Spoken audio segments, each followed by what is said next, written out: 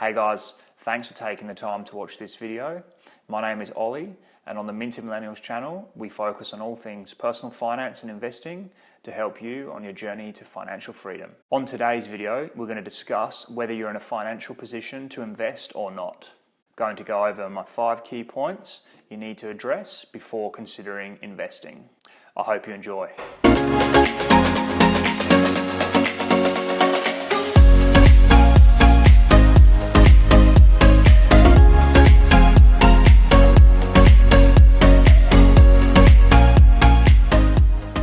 The first point you need to consider is, do you currently have any consumer debt?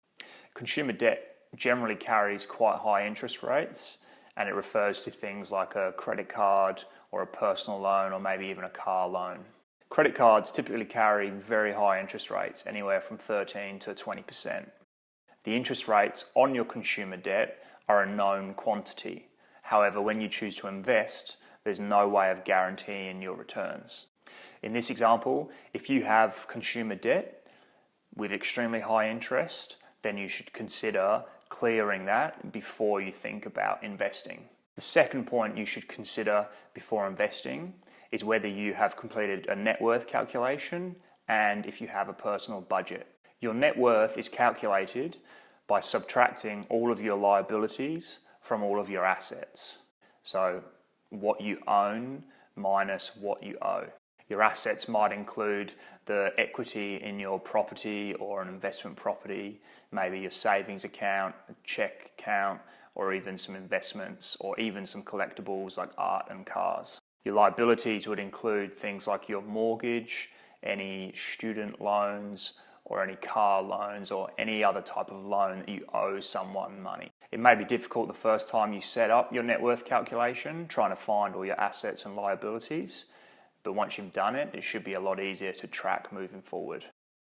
It's quite important to have a net worth calculation so you know what your starting point is before you look to invest and improve or gain more wealth. It's also extremely important to have a personal budget. This personal budget should include all of your income streams, whether it's your primary source of income, a secondary source of income, or rental property income, dividend payments, side hustles, government checks, whatever the money is, your budget should include all of the income there. Conversely, the budget should also include all of your expenses, whether that's your mortgage repayments, your utility bills, your subscriptions, your coffees, meals, whatever it is. For a budget to be effective, it needs to be accurate and it needs to have all of your income, all of your expenses on it. If you already have a budget, that's great. I suggest reviewing a budget monthly just to make sure you keep on top of things. If you let it go longer than that, if something changes, it may be able to produce more financial harm than if you nip it in the bud within a few weeks. It's also good to review the budget just in case you see any areas where you can cut expenses and end up with even more of a surplus. If you're enjoying the video so far, then please take a moment to drop a like or comment down below, subscribe to the channel and turn on that notification bell. Any support you can give this channel is really appreciated.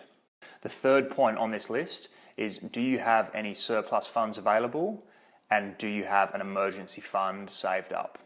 After completing your budget, you should have a much better understanding of your money coming in and your money going out. From here, you should know if you're in a deficit or a surplus of funds at the end of each month. If you are in a deficit, then obviously you don't have funds available that you can use to invest, and you should look at either ways to reduce your expenses or to try and increase your income stream. If you do have surplus funds, that's great. The next question is, what do you do with them? What you should ask yourself is whether you have an emergency fund saved up or not. An emergency fund is essentially a lump sum of money you have stashed away in a different bank account with anywhere between 3 and 6 months worth of living expenses in. So if you have an emergency fund saved up, brilliant, you can move on to the next step. If you don't have an emergency fund saved up, then that should be your number one priority, and using your surplus funds, you should build up this emergency fund before you consider investing. The fourth point on the list is, have you set any goals for your investments? So rather than just investing on a whim and throwing some money into the stock market hoping your money will increase at some point in time, it's really important that you have a goal or a reason why you're wanting to invest in the first place. The goal that you set yourself helps keep you accountable when you have to make financial decisions. Using things like your net worth or a set number you want to have when you're in retirement, or maybe even to have enough money to send your kid to university or save a first house deposit.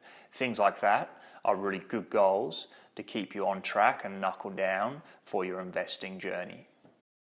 My fifth and final point to address before you invest is whether you have an investing strategy.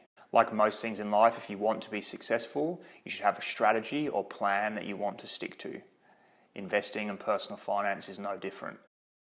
There are multiple different investing strategies that you can follow. However, I'm just going to highlight a few of the key ones. An active investing strategy is where you individually pick companies through the research and due diligence. You choose individual companies that you want to invest in. This obviously requires a lot of time and effort and has the potential to get you some good returns, but also conversely, the potential to lose everything as well. A passive investing strategy is where your investments are essentially put on autopilot. That is, your funds are debited out of your account, put into your brokerage account, and shares in an index or an ETF are purchased on your behalf and just continually happen over time. This has been proven to be one of the best investing strategies. It frees you up from having to put any time or effort into it and matches the market return. There is also a managed investing strategy. This is where you pay professionals to manage your funds or your money and investments for you. They will do all of the hard work and all the hard lifting for you, and you're expected to pay a small premium for that service.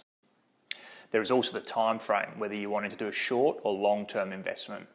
Generally speaking, longer-term investments reduce the amount of risk involved and also give the greater chance for significant returns.